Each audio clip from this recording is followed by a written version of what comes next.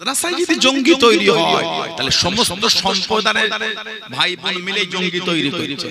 আর মনে হয় মাদ্রাসা বন্ধ করে দেওয়া উচিত। মাদ্রাসার প্রয়োজন কি আছে সেটা আমি বুঝতে পারছি না। মাদ্রাসাতে কি হয়? ডাক্তার, ইঞ্জিনিয়ার কি তৈরি হয়? সায়েন্টিস্ট তৈরি হয়, ওখানে মোল্লা তৈরি হয়। আমার মনে হয় মাদ্রাসা বন্ধ করে দেওয়া উচিত। মাদ্রাসার নাম শুনলে কিছু কিছু লোকের যে বক্তব্য বড় ঘৃণা লেগে যায়। মাদ্রাসা শুধু মুসলমান পড়ে না, বিভিন্ন সম্প্রদায়ের ছেলে মেয়েরা পড়ে। মাদ্রাসা শুধু মুসলমানরা চাকরি করে না, বিভিন্ন সম্প্রদায়ের ভাই বোনরা চাকরি করে। ঠিক না? এই 7000 মাদ্রাসাতে কি হয়? খারিজি মাদ্রাসাতে কোরআন, হাদিস, ফিকহ এগুলো শিখে তারা না জানে আরবি ভাষা। আরবি ভাষা শিখতে লোককে রামকৃষ্ণ মিশনে যেতে গোল পার্কে, এমনি মুখস্থ করা কোরআন মানে বোঝে না। এই শিখে তারা কি হবে? ইমাম হবে, মৌলানা হবে। তো ইমাম মৌলানা হয়ে একটা জাতি বাঁচবে? লক্ষ লক্ষ ছাত্র ইমাম মৌলানা হবে? তারা ডাক্তার, ইঞ্জিনিয়ার, পাইলট হবে না? বলতে হয় না শিক্ষা খেলা তো নোংরা কথা বলতে হয়। আপনার মাদ্রাসায় ভালো লাগে না, পড়ালেন না, এই শব্দগুলো চয়ন করতে হয়। এডুকেশন, শিক্ষাকে গুরুত্ব দিতে হয়। মাদ্রাসায় এই হয়, ওই হয়, মাদ্রাসায় ডক্টর তৈরি হয়েছে, ভাই স্কুলে ক্লাস 10 পর্যন্ত তৈরি হয়ে ডক্টর তৈরি হয়ে যায়। হায়ার সেকেন্ডারি এইচএস দিয়ে ডক্টর তৈরি হয়ে যায়। তার পড়াশোনাটাকে কি বলে? হায়ার সেকেন্ডারি পরে রুট চেঞ্জ করে মেডিকেল ডিপার্টমেন্টের লাইনে পড়াশোনা করতে হয়। ভাঙরের একটা বোনকে দেখছিলাম, ভাঙরের একটা বোন দেখলাম, কোথায় গিয়ে সোনার পদক নিয়ে এসেছে। ভাঙরের একটা বোনকে দেখলাম সোনার পদক নিয়ে এসেছে। হাই মাদ্রাসার ছাত্রী ওটা, হাই মাদ্রাসার ছাত্রী। তাহলে বলে আপনি ওকে কি বলবেন? বলেন কই তাকিলে তো চর্চা চলছে না সোশ্যাল সাইটে যে আমাদের উপর এত গজব। কারণ আমরা এই গজবকে ডেকে নিয়ে এসেছি। আল্লাহর উপর তাওয়াক্কুল ছেড়ে দিয়ে অন্যর কারোর উপর ভরসা বেশি করে ফেলেছি। আল্লাহর উপর তাওয়াক্কুল, ভরসা ওটা অন্যর উপর বেশি ডিপেন্ডেন্ট হয়ে পড়েছে। এজন্য আমাদের উপর এত গজব আর অভিশাপ। কিতাবে এসেছে মানুষ যখন আল্লাহ আল্লাহ রাসূলের রাস্তা ছেড়ে অন্য রাস্তায় হাঁটবে, আল্লাহ পাক তখন তাদের উপর গজব দেবে, জালেম শাসক পাঠাবে, জালেম শাসক পাঠাবে। আপনি গোটা পৃথিবী জুড়ে দেখেন, একটু তাকিয়ে গোটা পৃথিবীর মুসলমানের উপর কিন্তু করুণ একটা অবস্থা। তার মূল কারণ হলো আমরা আল্লাহর রাসূলের ভালোবাসা থেকে অনেকটা দূরে নিজেকে সরিয়ে নিয়েছি। শরীয়তের বিধান, ইসলামের নিয়ম কানুন এগুলো এখন মুসলমানের কাছে মজাক হয়ে গেছে। ইসলামের বিধানগুলি আমাদের কাছে মজাক। আমরা উত্তরে বলি গোটা পৃথিবী কত মডার্ন, আর আমরা সেই পুরাতন। লা হাওলা ওয়ালা কুওয়াতা ইল্লা বিল্লাহ। ইসলাম আধুনিকতার বিরোধিতা না, ইসলাম কিন্তু অসভ্যতার বিরোধিতা। ইসলাম আধুনিকতার বিরোধিতা নয়, ইসলাম হলো অসভ্যতার বিরোধিতা। আপনি আধুনিক হন, অসভ্য হবে। আপনি আধুনিকতা হন, অসভ্য তৈরি হবে। বর্তমান আধুনিকতার নামে অসভ্যতা দিকে বেশি মানুষ ধাবিত হয়ে যাচ্ছে। ওটা আধুনিকতা না, ওটা হলো অসভ্যতা। আমাদের সমাজের ভাইরা, মেয়েরা, বোনেরা তারা অসভ্যতার দিকে অগ্রসর হয়েছে বলে আল্লাহ গজব এসে গেছে। আল্লাহ আমাদেরকে বোঝার তৌফিক দান। আল্লাহ আমাদের সকলকে শরীয়তের বিধানে মজবুত থেকে চলার তৌফিক দান করে। বলুন আল্লাহুম্মা আমিন। জোরে বলেন আল্লাহ। সেদিন দিন মিটাতে পারেন, আজকে কি দিন মিটাবে? আবু জেহেল, আবু লাহাব, উতবা, শাইবা, শিবা, আব্দুল্লাহ ইবনে উবাই ইবনে সালুল, এই সমস্ত বড় বড় মুনাফিক জাহান্নামীগুলি সেদিন চেষ্টা করে দিন মিটাতে পারে। সেদিন তো গুটি কত মুসলমান ছিল, সেদিন গুটি কত মুসলমান। বর্তমানে গোটা পৃথিবীতে খালি হাফেজি আছে 7 কোটি। সুবহানাল্লাহ বলে। বর্তমান গোটা পৃথিবীতে হাফেজ 7 কোটি। আলহামদুলিল্লাহ বলে। মাঝে মাঝে সোশ্যাল সাইটে ভিডিও পাই, দুটো কোরআন শরীফের পৃষ্ঠা, 3টে পৃষ্ঠা ছিঁড়ে কে পানিতে ফেলে দিল, কে পরিয়ে দিল, কে পা দিয়ে কোরআন শরীফকে পিষছে। দেখেন না এগুলো? আর ওটাই লিখে দিল পৃথিবী থেকে কোরআন মুছে মুছে। ওদের কীর্তি দেখেছে? নাউজুবিল্লাহ বলে। কোরআন শরীফ আপনি চ্যাট জিপিটি কে লিখবেন, চ্যাট জিপিটি বলে একটা সফটওয়্যার আছে, GPT ChatGPT লিখবে বর্তমান গোটা পৃথিবীতে হাফেজের সংখ্যা কত, বা গুগলে গিয়ে লিখবে বর্তমান গোটা পৃথিবীতে কম বেশি হাফেজের সংখ্যা কম বেশি 7 কোটি, মানে 700 লাখ। জলে বলে আর একটু ভালোবাসা বলা গেল না। এমনি ফেসবুক আর সোশ্যাল সাইটে বর্তমান যাওয়া যাচ্ছে না। মাদ্রাসার নাম শুনলে কিছু কিছু লোকের যে বক্তব্য বড় ঘৃণা লেগে যায়। মাদ্রাসা শুধু মুসলমান পড়ে না, বিভিন্ন সম্প্রদায়ের ছেলে মেয়েরা পড়ে। মাদ্রাসা শুধু মুসলমানরা চাকরি করে না, বিভিন্ন সম্প্রদায়ের ভাই বোনরা চাকরি করে। ঠিক না? মাদ্রাসায় যদি জঙ্গি তৈরি হয় তাহলে সমস্ত সম্প্রদায়ের ভাই বোন মিলে জঙ্গি তৈরি করছে। কেন? মাদ্রাসার মাস্টার আর শিক্ষিকা শুধু মুসলমান না, বিভিন্ন সম্প্রদায়ের আছে। এগুলো বলতে হয় না। শিক্ষা খেলা তো নোংরা কথা বলতে হয়। আপনার মাদ্রাসায় ভালো লাগে না, পড়ালেন না, এই শব্দগুলো চয়ন করতে হয়। এডুকেশন শিক্ষাকে গুরুত্ব দিতে হয়, শিক্ষা সম্মান করতে হয়। আপনি শিক্ষা খেলা তো বাজে ভাষা বলবেন, এগুলো শোভা পায় না। মাদ্রাসায় এই হয় ওই হয়, মাদ্রাসায় ডক্টর তৈরি হয়েছে, ভাই স্কুলে ক্লাস 10 পর্যন্ত তৈরি হয়ে ডক্টর তৈরি হয়ে যায়, হায়ার সেকেন্ডারি এইচএস দিয়ে ডক্টর তৈরি হয়ে যায়। তার পড়াশোনাটাকে কি বলে? হায়ার সেকেন্ডারি পরে রুট চেঞ্জ করে মেডিকেল ডিপার্টমেন্টের লাইনে পড়াশোনা করতে হয়। ঠিক না? সে যদি ইঞ্জিনিয়ারিং লাইনে পড়ে, civil engineer, mechanical engineer, software engineer, higher secondary পড়ে তাকে রুট চেঞ্জ করতে হয়, কলেজে ওই সাবজেক্ট নিয়ে তাকে পড়াশোনা করতে হয়। ঠিক না? তার মাদ্রাসায় ক্লাস 10 পর্যন্ত পড়ে ডক্টর হবে বললেন কি করে? এ তো মূর্খর স্বর্গে বাস করার মতো কথা বলে দিলেন। মাদ্রাসায় শুধু আরবি পড়ানো হয় না, বাংলা পড়ানো হয়। সমস্ত বাংলা সাবজেক্ট আছে।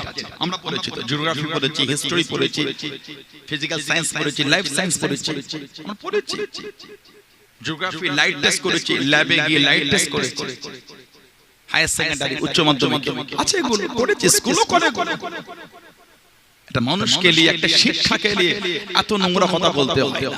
এই তো কদিন আগে ভাঙরের একটা বোনকে দেখছিলাম, ভাঙরের একটা বোন দেখলাম, কোথায় গিয়ে সোনার পদক নিয়ে এসেছে। ভাঙরের একটা বোনকে দেখলাম সোনার পদক নিয়ে এসেছে। হাই মাদ্রাসার ছাত্রী ওটা, হাই মাদ্রাসার ছাত্রী। তাহলে বলে আপনি ওকে কি বলবেন? কই তাকিলে তো চর্চা চলছে না সোশ্যাল সাইটে। মিডিয়াকে নিরপেক্ষ কাজ করতে হয়, মানুষকে ভালো হতে হয়। আপনি মানুষ, আমি মানুষ, ধর্ম ভিন্ন হতে পারে, মানুষ তো আমরা তো নোংরা হয়ে যাচ্ছে। কোন মুসলমান অন্যায় করলে সবাই মিলে তার বিরুদ্ধে দাঁড়িয়ে তাকে শাস্তি দিতে হবে। অন্য ধর্মের লোক অন্যায় করলে সবাই মিলে তার বিরুদ্ধে শাস্তি দিতে হবে, তবেই তো সমাজে শান্তি থাকবে। আপনি আগাগোড়া একটা কমিউনিটিকে নোংরা চোখে দেখবেন, সমাজে শান্তি আসবে না, অশান্তি থাকবে। শান্তি তখনই আসবে যখন সর্বধর্মের মানুষ কাঁধে কাঁধ মিলিয়ে হাসি খুশিতে সমাজে বসবাস করতে পারবে। আল্লাহ আমাদের রাজ্যে শান্তি দান, আল্লাহ আমাদের দেশে শান্তি দান, সর্বধর্মের মানুষকে আল্লাহ কাঁধে কাঁধ মিলে চলাফেরা তৌফিক দান করে। বলুন আল্লাহুম্মা আমিন। জোরে বলেন আল্লাহুম্মা আমিন। বর্তমান হিফজ বিভাগ যেখানে শুধু কোরআন শরীফ পড়ানো হয়, সেখানে সপ্তাহে একদিন দুদিন মাদ্রাসাগুলিতে বাংলা পড়ানো হচ্ছে। এডুকেশনের পরিকাঠামো চেঞ্জ করা হয়েছে। যেখানে হিফজ কোরআন শরীফ শুধু পড়ানো হয়, ও তাফসীর করা হয় না, মানে পড়ানো হয় না, কোরআন শরীফ মুখস্থ হয়, হাফেজাদে বলা হয়, সেখানে সপ্তাহে একদিন দুদিন নিয়ম করে বাংলা, ইংরেজি, অঙ্ক এগুলো পড়ানো হচ্ছে। আপনি গিয়ে দেখেন, না দেখে মিথ্যা কথাগুলো সোশ্যাল সাইটে লিখছেন, এগুলো লিখতে হয় না। বর্তমান গোটা পৃথিবীতে কম বেশি 7 কোটি খালি হাফেজ, সুবহানাল্লাহ বলে। তারপরে আল্লাহ আমাদের সাথে ওয়াদা করেছে, ইন্না নাহনু নাযালনা যিকরা ওয়া ইন্না লাহু লাহাফিজুন। নিশ্চয়ই আমি আল্লাহ ইহাকে নাযিল করেছি, মানে আল্লাহ বলে কোরআন শরীফ আমি আল্লাহ নাযিল করেছি। আল্লাহ বলে কোরআনের হেফাজত আমি আল্লাহ আমি করব। জোরে বলে আরেকটু ভালোবাসায় বলা গেল না সুবহানাল্লাহ।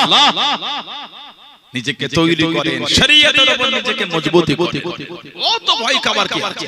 আল্লাহ নবী সাহাবাদের নিয়াজ করেন,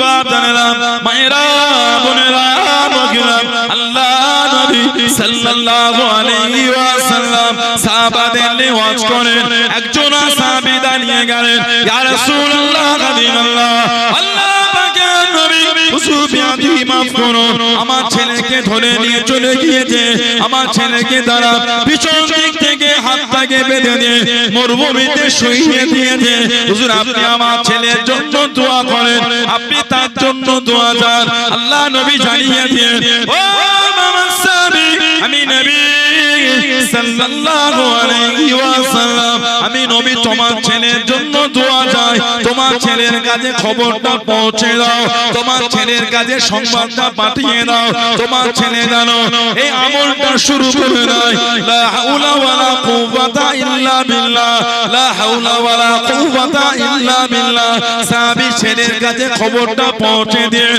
সাহাবী আমলখানা শুরু করে দেন লা হাওলা ওয়ালা কুওয়াতা ইল্লা বিল্লাহ আল্লাহ পাকের হুকুমে হাতের বাঁধনখানা খুলে গেল জোরে বলুন সুবহান আর একটু জোরে বলুন সুবহান পিছন দিক থেকে হাত বেঁধে মরুভূমিতে ফেলে রেখেছে বাপ এসে হুজুরকে বা নবী বলছে বলো লা হাওলা ওয়ালা কুওয়াতা ইল্লা বিল্লাহ আধিপত্য কার আধিপত্য হলো ক্ষমতা সবকিছু হলো আল্লাহ কারো কোনো আধিপত্য নাই কারো কোনো ক্ষমতা না যা আছে ইল্লা বিল্লাহ আল্লাহ ছাড়া কারো কিছু না জোরে বলে সাহাবী ওই আমল করছেন মুখটা বালুর দিকে মরুভূমি আল্লাহ হাতের বাঁধন খুলে গেল উনি ওদের সামনে উঠে দাঁড়িয়েছে কোথা থেকে আমার কাছে ঘোড়া এলো ঘোড়ার পিঠে চেপে পার হয়ে যায় আমাকে কেউ বাধা দিল জোরে বলুন না সুবহানাল্লাহ আমরা এই তাওয়াক্কুলটা হারিয়ে ফেলেছি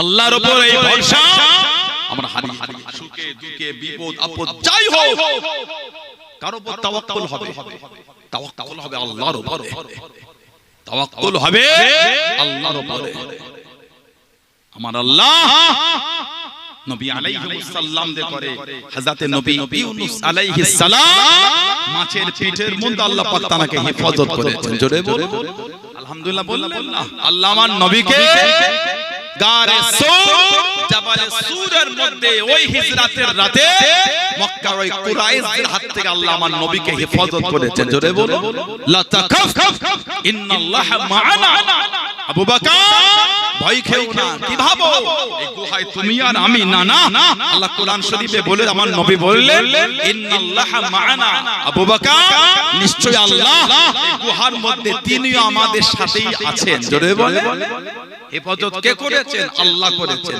আমরা আল্লাহর উপর তাওয়াক্কুল ভুলে গেছি সব সময় জবানে এই আমলটা রাখবেন লা হাওলা ওয়ালা কুওয়াতা ইল্লা বিল্লাহ হেফাজত কে করবে আল্লাহ হেফাজত করবে বলুন আলহামদুলিল্লাহ আর কিতাব আছে আল বিদায়া ওয়ান নিহায়া আল বিদায়া ওয়ান নিহায়া আল্লামা হাফিজ ইবনে কাসির রাহমাতুল্লাহ আলাইহি কিতাব লিখেছেন সাহাবাদের একটা দল দ্বীনের খিদমত করতে করতে এগিয়ে যাচ্ছে সাহাবাদের এই দল গিয়ে দাঁড়িয়ে গেল দরিয়ায়ে দাজলা যেটাকে টাইগ্রিস বলা হয় আপনারা চেঙ্গিস খান হালাকু খান নাম শুনেছেন তাতারিদের ক্ষমতা চেঙ্গিস খান হালাকু খান নাম শুনেছেন পৃথিবী যেখানে গিয়েছে সেখানে মুসলমানদের শহীদ করেছে দল বেঁধে মুসলমান এই জমিনে শুয়ে পতদের মারা হবে মুসলমানরা ভয়ে শুয়ে পড়েছে এই দাঁড়া উঠবি না শুয়ে দা ছুরিতে ধার দিয়ে ওই শুয়ে আছে ছুরিতে ধার দিচ্ছে ওইভাবেই শুয়ে আছে এত মুসলমানদের অন্তর তখন ভয় ঢুকে গেছে এই দাঁড়া ছুরি নাই বাজার থেকে কিনে আনে লা হাওলা ওয়ালা কুওয়াতা ইল্লা বিল্লাহ যেখানে গেছে সেখানে মুসলমান শহীদ করেছে ওদের অত্যাচারে ইরাকের মাটির নিচে গর্ত খুঁড়ে 4 লক্ষর বেশি মুসলমান মাটির নিচে ঢুকে গিয়েছিল 4 লক্ষর বেশি মুসলমান চেঙ্গিস খান এই জালেমেরা ওই দরিয়ায়ে দাজলার পারকে খুলে দিয়েছিল গোটা ইরাককে পানির নিচে ডুবিয়ে দিয়ে 4 লক্ষর বেশি মুসলমান ওই ইরাকের মাটির নিচে থেকে বার হতে পারে ওই মাটির নিচে পানি চলে গিয়েছিল ওই নিচেতেই তারা শহীদ হয়ে গেছে ইন্না লিল্লাহি ওয়া ইন্না ইলাইহি রাজিউন কম কষ্ট দরিয়ায়ে দাজলা সাহাবাদের দল গিয়ে দাঁড়িয়ে গেল আল বিদায়া ওয়ান নিহায়া কে আল্লামা হাফিজ ইবনে কাসির রাহমাতুল্লাহ লিখছেন, সাহাবারা গিয়ে দেখছেন এই নদী পার হওয়ার জন্য নৌকা নাই, বোট নাই, স্টিমার নাই, কিচ্ছু নাই। গোটা পানিটা জোয়ার ফুলে ফেপে আছে। সাহাবাদের মনের মধ্যে একটা ইতস্তত ভাব চলছে, এটা পার হয়ে যাব কি করে। হযরতে খালিদ বিন ওয়ালিদ আর হযরতে সাদ ইবনে আবি ওয়াক্কাস রাদিয়াল্লাহু তাআলা এই দুজন সাহাবা দাঁড়িয়ে একটা কঠিন ভাষণ দিয়ে দিলেন। দুজন সাহাবা দাঁড়িয়ে কঠিন একটা ভাষণ দিলেন, এই রাসূলুল্লাহ সাহাবারা, পিছনে যাবার কোনো গল্প হবে না, যা হবে সামনে হবে। বোট নাই, নৌকা নাই, স্টিমার নাই, তো কি হয়েছে, পিছনে নাই সামনে। আমরা দুনিয়ার জন্য বার হইনি, আমরা আল্লাহর দ্বীনের জন্য বার হয়েছি। বলুন না সুবহানাল্লাহ। সাহাবারা বললে ভয় খেও না, জিদার ঘোনারি টাইগ্রিস নদীর পানিতে নেমে পড়ো আর জবানে তোমরা পড়তে থাকো বিসমিল্লাহি তাওয়াক্কালতু আলাল্লাহ, বিসমিল্লাহি তাওয়াক্কালতু আলাল্লাহ, বিসমিল্লাহি তাওয়াক্কালতু আলাল্লাহ। সাহাবারা জিদার ঘোরালিয়ে ওই টাইগ্রিস নদীর পানিতে নেমে পড়ছে। সাহাবারা বলছে ওয়াল্লাহি আল্লাহর কসম করে বলছি, সেদিন টাইগ্রিস নদীর পানিতে আমাদের পা ভিজা দূরের কথা, ঘোড়ার পা ভিজা দূরের কথা, ঘোড়ার পায়ের নিচে যে খুর থাকে, খুর ওটাও সেদিন টাইগ্রিস নদীর পানি লেগে ভেজে না। জোরে বলে সাহাবারা বলে সেদিন টাইগ্রিস নদীর পানি আল্লাহ আমাদের জন্য জমিনের মতো শক্ত করে দিয়েছিলেন। জোরে বলে হেফাজত কে করেছে?